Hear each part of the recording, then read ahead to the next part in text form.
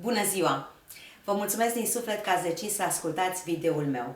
În acest video aș dori să vă prezint cele 4 capitole importante a unei sănătăți optime. Exact așa cum ați auzit, sănătatea optimă.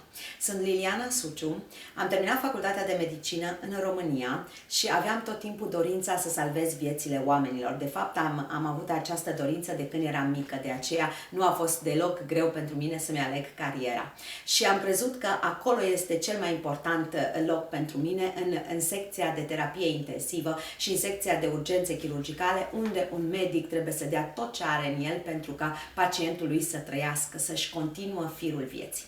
Dar știți, viața de câteodată ne rezervă niște surprize extraordinare și câțiva ani mai târziu m-am trezit împreună cu soțul meu în Canada.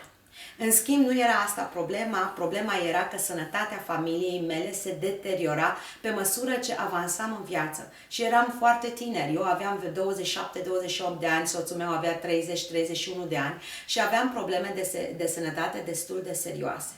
În momentul în care am început să caut soluții, atât pentru mine, pentru el, cât și pentru mamele noastre, a căror sănătate nu era bună deloc de asemenea și erau și ele între 55 și 60 de ani, cineva mi-a prezentat conceptul de nutriție celulară. Și am spus, eu nu am învățat acest lucru în medicină.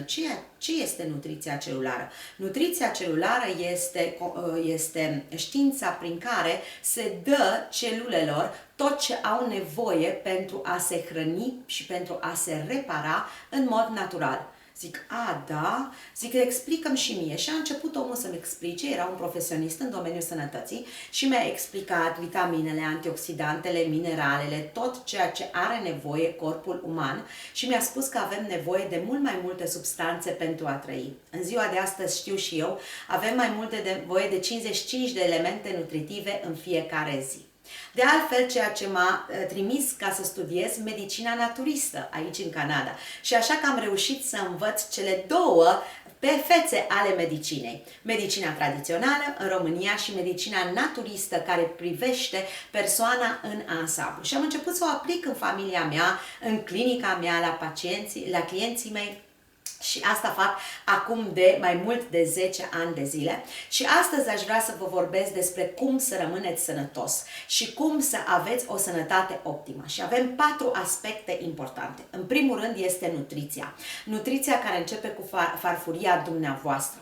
Aș vrea să vă invit din tot sufletul să vizitați site-ul nostru, care este un site modern, un site bazat pe naturopatie științifică, din ce în ce mai bine.com, în care prezentăm foarte multe noțiuni gratuite despre nutriția antiinflamatorie, despre piramida de Harvard, despre ceea ce fac antioxidanții, mineralele și să vedeți că practic totul începe cu farfuria noastră. De altfel militez pentru ca românii să mănânce cât mai puțin gătit, ca să mănânce cât mai verde, cât mai puțin lapte, cât mai puține cereale, să introducă foarte multe legume și cât mai puține carne în special.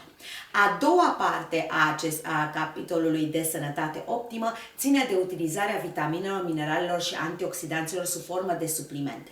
De ce, dragii mei? Pentru că în ziua de astăzi fructele și legumele nu mai sunt deloc ceea ce erau pe vremea când noi eram mici.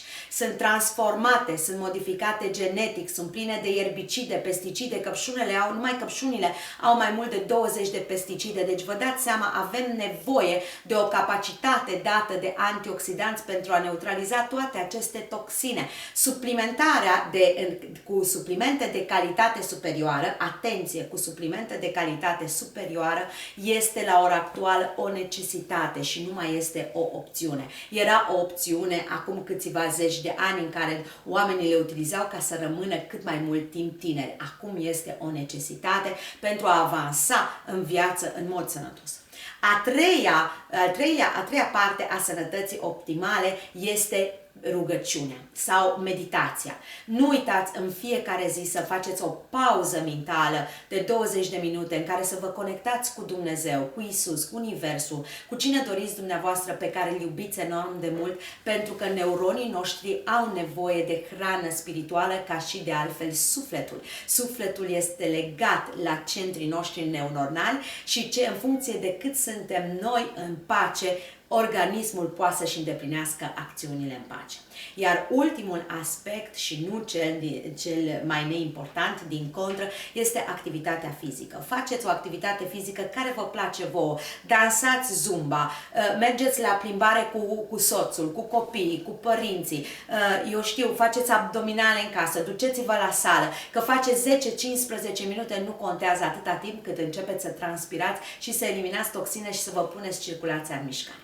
Dacă doriți mai multe informații, nu ezitați să ne scrieți. Suntem aici la dispoziția dumneavoastră. Avem două site-uri foarte moderne, din ce în ce mai bine.com, care tratează aspectele medicinei naturiste, și drsuciu.com, care tratează tot ceea ce privește informația medicală din terapia ortomoleculară pentru diferite probleme de sănătate.